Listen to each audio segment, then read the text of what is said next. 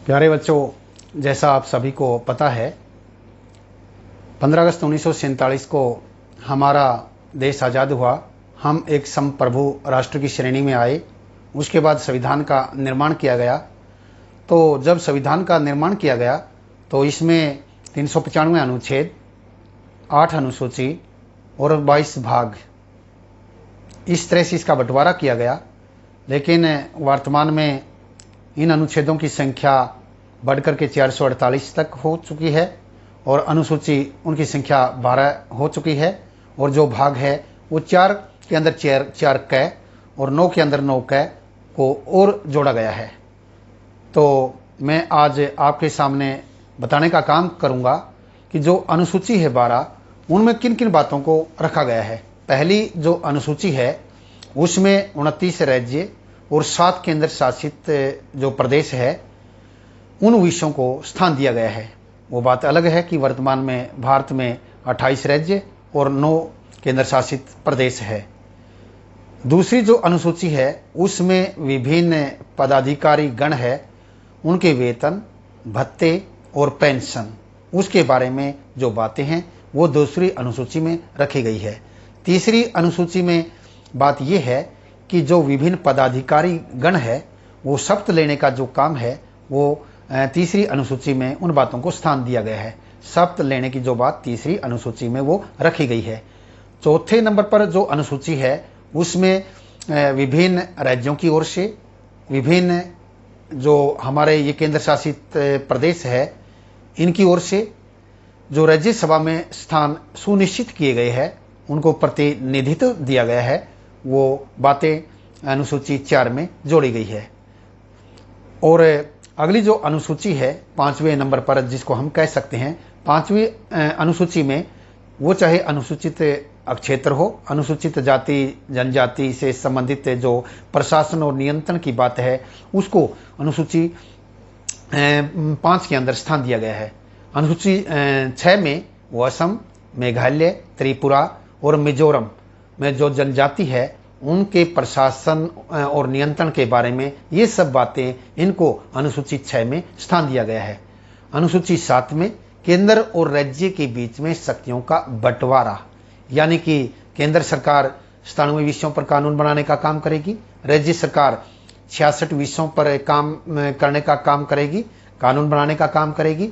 और जो समवर्ती सूची है जिस पर केंद्र और राज्य दोनों सरकारें कानून बना सकती है, वहां 47 विषय रखे गए हैं।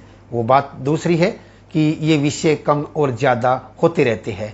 जिस प्रकार बाद में इनकी संख्या केंद्र सरकार 97 विषय और राज्य सरकार 66 विषय, और जो तीसरी जो सूची है समवर्ती सूची उसमें 47 विषय, लेकिन यहाँ राज्य सरकार के अंतर्गत बाद में 61 विषयों को रखा गया और जो समवर्ती सूची है उसमें 52 विषयों को रखा गया। जैसा शिक्षा पहले राज्य सूची के अंतर्गत का विषय था, बाद में उसको समवर्ती सूची में डाल दिया गया। तो ये कम और ज्यादा कई बार संसद कानून के माध्यम से इनको करती रहती है, लेकिन आरंभ में जो संख्या थी वो 97, 66 और 47 विषयों को रखा गया। उससे जो अगली अनुसूची है वो ये है कि 8वीं अनुसूची में भाषा से संबंधित जो बातें हैं, भाषा से संबंधित जो बातें हैं उन सब बातों को अनुसूची 8 में रखा गया है।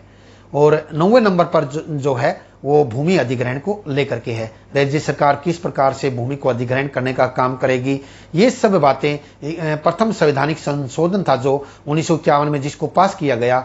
और यहाँ अनुसूची 9 को संविधान की 8 के बाद 9वें स्थान पर रखा गया। अनुसूची 9 में भूमि अधिग्रहण से संबंधित जो विषय है उनको यहाँ स्थान दिया गया है। और अनुसूची 10 में दल बदल से संबंधित जो भी बातें हैं, दल बदल जिसे भारतीय राजनीतिक पथभ्रष्ट हो गई और उसको रोकने के लिए 1985 में 52वां संवैधानिक संशोधन पास किया गया। बाद में और जोरदार अच्छे ढंग से इसको रोकने के लिए 2003 में 91वां संवैधानिक संशोधन पास किया गया। तो ये सब बातें अनुसूची 10 में इसको स्थान दिया गया।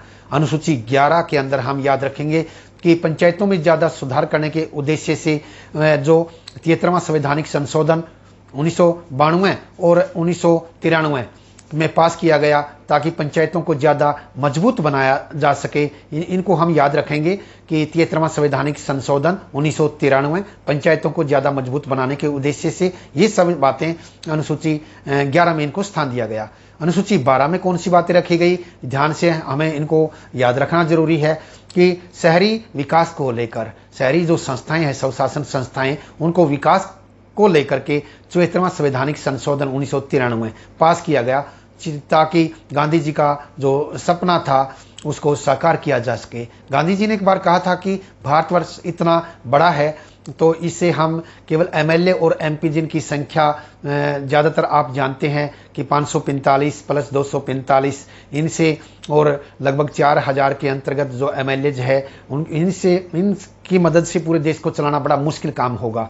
क्यों न हम पंचायतों को मजबूत बनाने का काम करें। ये गांधी जी का सपना था। उसी सपने को साकार करने के लिए हमने ये 73वां और 74वां संवैधानिक संशोधन पास करने का काम किया गया। ये बार बार परीक्षाओं में पूछे जाते हैं। 73वां संवैधानिक संशोधन वो ग्राम पंचायतों को मजबूत करने के उद्देश्य से संविधान में इसको स्थान दिया गया। 74वां संवैधानिक संशोधन वो शहरी स्वशासन संस्थाओं को मजबूत बनाने के उद्देश्य से 1993 में इसको पास किया गया। तो ये थी 12 अनुसूची। तो प्यारे बच्चों, आप के द्वारा इनको भी अच्छी प्रकार से याद करना बेहद ज़रूरी है। जैसा आपको हम समय समय पर निर्देश देने का काम करते हैं, जो हम आपको करवाने का काम करेंगे उसको आप घर पर भी बैठ करके अच्छी प्रकार से पढ़ोगे, अच्छी प्रकार से याद करोगे, तभी हम अपने लक्ष्य को प्राप्त कर पाएंगे।